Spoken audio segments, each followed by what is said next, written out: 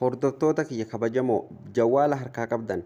bifa kompiitaratti jijjiiratanii fayyadamuu ni feetanii yoo barbaad jawwaala akka kompiitaratti itti fayyadamuu ni dandeessa siistama ajaa'ibaatiin ana faana bu'i baratuu yoo feeten siin jabba.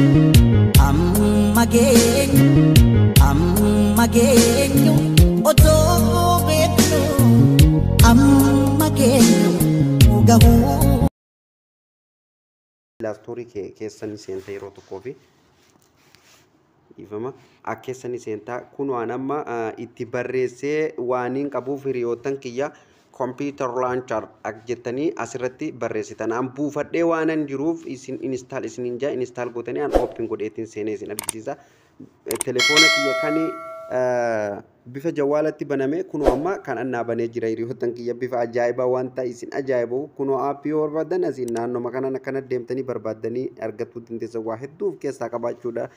bilbilallee yoo feetan kuno waa hedduuf keessaa qabaa akka itti fayyadamtan isinin jaa kuno amma jawwaala kiyyaaf duuba deebi'eetiin isin argisiisa namni kompiitara fayyadamu hundinuu ni beekan isinin jaa amma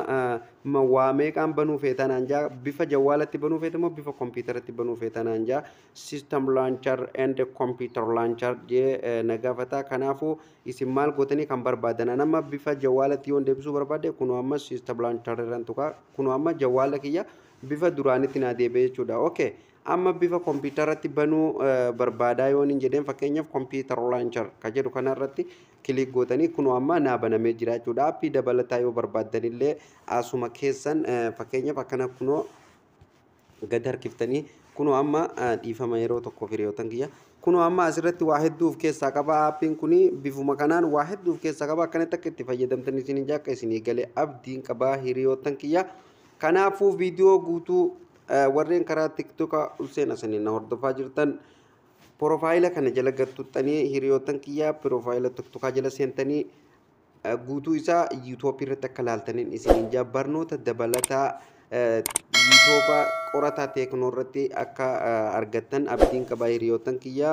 aappiin kun waa hedduuf keessaa qaba bal'ina isaa immoo gara yuutuubiitiin qabadde isinii dhiyaadha hiriyootan kiyya bifa laaptoopiitiin bifa professional ta'een quality olaanaadhaan akkamitti akka isinii dalagu hunda yuutuubiirran isinii kaayaa na achiin na hordofaan isiniin jaa